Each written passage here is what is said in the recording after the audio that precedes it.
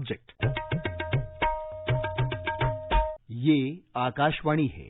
कार्यक्रम सुर्खियों में प्रस्तुत है कोरोना वायरस संक्रमण पर स्वास्थ्य विशेषज्ञ डॉक्टर अपर्णा अग्रवाल से आकाशवाणी संवाददाता आनंद श्रीवास्तव की बातचीत। डॉक्टर अपर्णा, वैक्सीन का इंतजार पूरी दुनिया कर रही है और वैक्सीन को लेकर रोज नए अपडेट्स आ रहे हैं। अब भारत में ये कहा जा रहा है कि सिर्फ उतनी ही आबादी को शायद वैक्सीन दी जाएगी जिससे कोरोना संक्रमण की जो कड़ी है वो टूट जाए। आपसे ये समझना चाहेंगे कि क्या कुछ ही लोगों को वैक्सीन देने से बाकी बचे लोगों को वायरस से बचाया जा सकता है?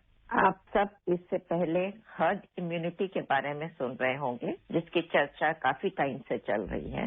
हर्ड इम्यूनिटी मतलब कि जब एक कौम में पर्टिकुलर नंबर ऑफ लोग उससे संक्रमित हो चुके हैं तो उनमें इम्यूनिटी आ जाती है। तो इम्यूनिटी जब उनमें होती है तो एक जो संक्रमित इंसान है उससे फैलने लगता है। तो नॉर्मली कोरोना वायरस में हम बोलते हैं कि वो 3 लोगों को इन्फेक्ट कर सकता है नॉर्मल। तो अगर उसको 3 लोग नहीं मिले तो फिर कम लोगों को इन्फेक्ट करेगा, और अगर तीनों के तीनों अगर इम्यून हो गए तो आगे चेन वहां ब्रेक हो जाएगी। उसको हम कह रहे हैं कि कड़ी को ब्रेक करना। तो पर्टिकुलर पॉपुलेशन नंबर अगर परसेंटेज अगर इससे संक्रमित हो गई या जिनमें इम्यूनिटी हो गई या इन्फेक्शन से या फिर वैक्सीन से, तो फिर ये चेन हम ब्रेक कर सकते हैं। इसीलिए गवर्नमेंट ने ये कहा है कि हमको सबको वैक्सीन देने की आवश्यकता नहीं पड़ेगी। मोस्ट लाइकली वो आगे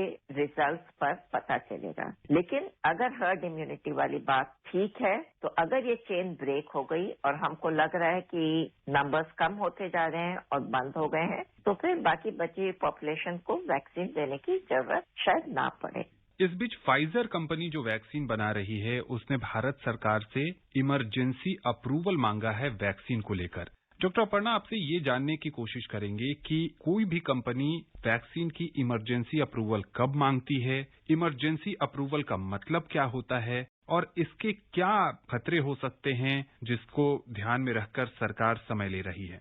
इमरजेंसी अप्रूवल, इमरजेंसी मतलब जब कोई भी पब्लिक हेल्थ इमरजेंसी डिक्लेयर हो गई है, जैसे कोविड-19 पैंडेमिक अब global public health emergency declare हुई है, तो ये हो गई इमरजेंसी सिचुएशन। ये ऐसी इमरजेंसी है जिसमें अभी तक हमारे पास में कोई नॉन एंटीवायरल दवाई नहीं है जो कि इस इन्फेक्शन को क्योर करे।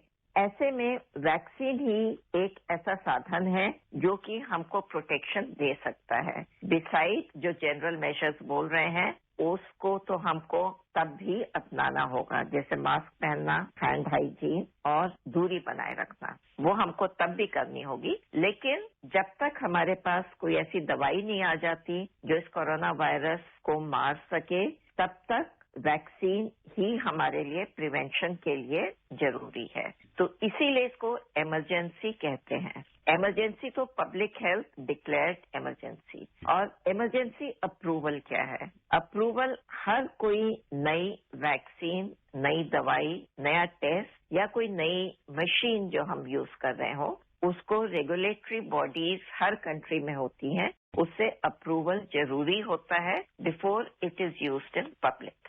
आम जनता पर यूज करने से पहले उसकी अप्रूवल रेगुलेटरी बॉडी से जरूरी होती है। इसको हम बोलते हैं इमरजेंसी अप्रूवल। नाउ इसको इमरजेंसी अप्रूवल क्यों बोल रहे हैं? नॉर्मली कोई भी वैक्सीन आप सबने सुना होगा, पढ़ा होगा कि 10 से 15 साल लगते हैं कोई भी वैक्सीन बनाने में, क्योंकि वैक्सीन को हर स्टेज से गुजरना पड़ता है। जो पहले एनिमल में स्टडीज होती हैं, अलग अलग स्टेजेस, उसके बाद ह्यूमंस में अलग अलग स्टेजेस होती हैं।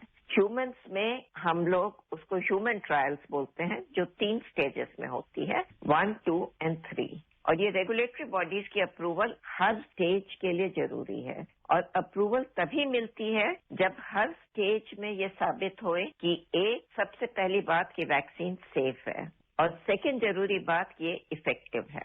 तो ये दोनों चीजें जरूरी हैं फॉर अस टू से कि भाई ये वैक्सीन यूज करना है या इसको नेक्स्ट स्टेज में लागू करना है। और जो हम सेफ्टी बोलते हैं उसकी एक तो इमीडिएट सेफ्टी होती है, एक लॉन्ग टर्म सेफ्टी होती है।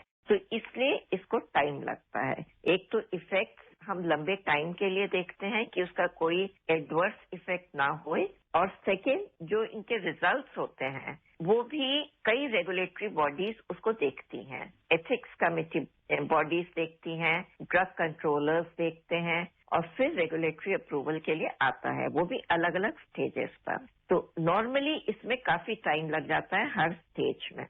इसलिए कहते हैं नॉर्मल वैक्सीन 10 से 15 साल में बनता है जो पब्लिक यूज के लिए अप्रूव होता है। इससे पहले एक मम्प्स वैक्सीन था जो इंडिया में जिसको 4.5 साल में अप्रूवल मिली थी, वो कहते हैं फास्टेस्ट वैक्सीन अप्रूवल थी। डेवलप होने के 4.5 साल बाद को भी फास्ट बोला जा रहा था। कोरोना वायरस जैसे है अभी इसको साल भर भी नहीं हुआ है, जबकि ये इन्फेक्शन डायग्नोज होकर के पब्लिक में आया था, और वायरस का जीनोम सीक्वेंसिंग जनवरी में हुई थी। 10-11 महीने के बीच में इसमें कुछ कंट्रीज ने इमरजेंसी यूज अप्रूवल दे दी है।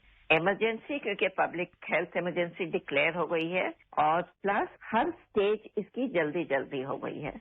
एनिमल्स में स्टडीज की हैं जो शॉर्ट टर्म इफेक्ट स्टडी किए हैं, और ह्यूमंस में भी स्टेज 2-3 कंबाइन कर दिए हैं, प्लस नंबर ऑफ पर्सन जो ट्रायल्स में लेते हैं वो थोड़े कम कर दिए हैं, क्योंकि लार्ज स्केल ट्रायल्स इतनी जल्दी जल्दी नहीं कर सकते। और ये अप्रूवल देना by regulatory bodies without going through the full process of multiple screenings her stage में, इसीलिए इसको इमरजेंसी यूज अप्रूवल बोलते हैं। जब भी ये इमरजेंसी यूज अप्रूवल है, इसका मतलब ये इंटरिम अप्रूवल है और फाइनल अप्रूवल नहीं है। तो गवर्नमेंट जब ये देती है, इसका मतलब पब्लिक ये मानकर चले कि अभी गवर्नमेंट ये पूरी तरह से नहीं कह सकती कि वैक्सीन पूरी तरह से इफेक्टिव है और एकदम सेफ है, क्योंकि लॉन्ग टर्म स्टडीज अभी नहीं हुई हैं, सब रिजल्ट पीयर रिव्यूड नहीं हुए हैं। लेकिन जो इनिशियल डेटा है on smaller number of patients या वॉलंटियर्स, उनमें ये इफेक्टिव पाया गया है और सेफ पाया गया है। डॉक्टर अपर्णा, कोई भी संक्रमित व्यक्ति अगर अस्पताल से ठीक होकर और उसकी कोरोना जांच रिपोर्ट नेगेटिव आती है, जब घर को वापस आता है, तो कितने दिनों के बाद वो रोजमर्रा के जीवन में अपने सभी काम करने लगे? इंडियन गवर्नमेंट की गाइडलाइंस के हिसाब से टोटल 17 दिन, जब आपको पहला सिम्टम हुआ था या जब आपकी जांच जिस दिन पॉजिटिव आई थी एसिम्प्टोमेटिक लोगों के, तो उसमें टोटल ऑफ 17 डेज।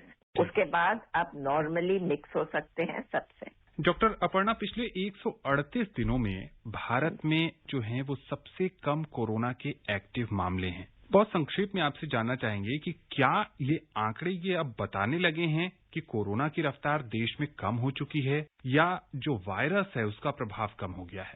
ये कहना मुश्किल है, क्योंकि अभी भी काफी सिक मरीज भी आ रहे हैं। डेथ्स भी जैसे हमने देखा है कि पीछे तो कुछ दिनों में काफी हुई हैं, जो नंबर्स काफी बढ़ गए थे जब ज्यादा थे। वो शायद त्योहार का जो सीजन था उसका इफेक्ट सब लोग एक्सपेक्ट कर रहे थे, नवरात्रि का, दिवाली का, जिसकी वजह से आंकड़े भी बढ़े थे, और जब आंकड़े बढ़े थे डेथ्स भी बढ़ी थी।